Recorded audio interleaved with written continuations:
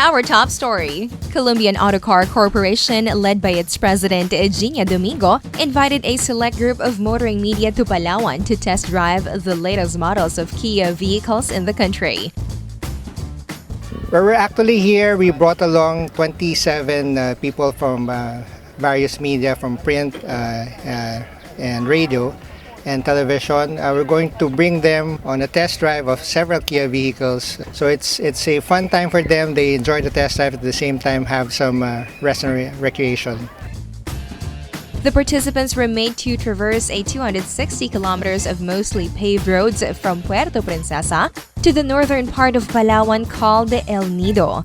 The scenic drive saw winding coastal roads, lush forests, rice fields, and other highly agricultural scenery. We conduct the media ride and drive and invite our friends from the motoring media annually. We make it a point that we do this annually. Last year we were in Batanes, and this year we chose Palawan because we wanted to see the progress that has happened to Palawan. Aside from, of course, you guys trying out all our vehicles. We brought in the Picanto, the Rio, the Soul, the Sorrento, the Sportage for you to test drive. And the Karens, of course, the all-new Karens. And as I understand, people are having a good time. So that's very heartwarming to know.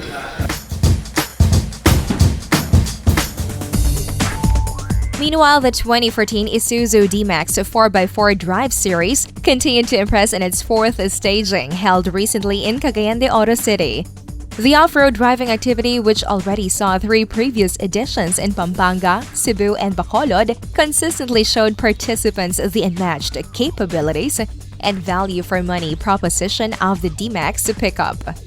This year's edition of the D-Max 4x4 Drive Series is the third and the biggest mounted by Isuzu Philippines Corporation, or IPC, as it features 5 locations in key cities across Luzon, Visayas, and Mindanao.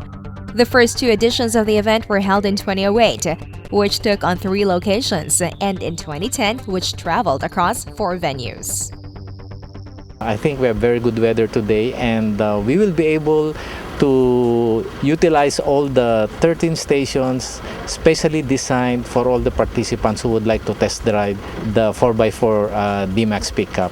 Actually, we are hyping on the capabilities of the 4x4 D-Max, and I think most of the participants who already joined, we have a total of more than 1,000 plus something who have already test driven the vehicle in the first 3 legs, and we are expecting maybe 1,000 more for the last 2 legs of this event.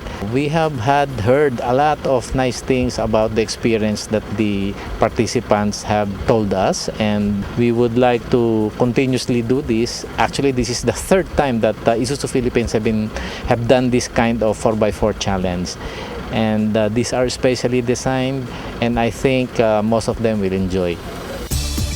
At the Cagayan de Oro leg of the D-Max 4x4 Drive Series, held at the city's Pueblo Business Park and Pacific Street, 13 stations marked the course that was specially designed to demonstrate the specific capabilities of the D-Max's various off-road driving features.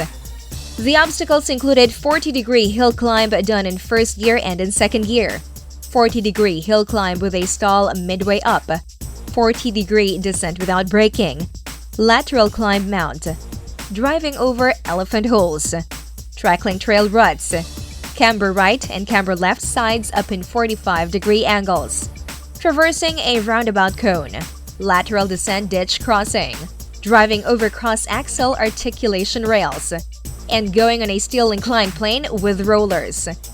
In each of the stations, the D-Max's power, maneuverability, and traction were put to the test. The exercises demonstrated to the participants the advantages offered by 4-wheel drive vehicles, as well as allow them to learn some of the special driving skills required when traversing rough terrain. Teaching them were instructors who are experts at off-road driving. Thank you very much everyone who already joined our event held in Pampanga, Cebu, and Bacolod. Also here in Cagayan de Oro. I hope everyone enjoyed the driving, and hope we are waiting everyone to come to the next event will be held in Davao starting from June 20. Thank you very much.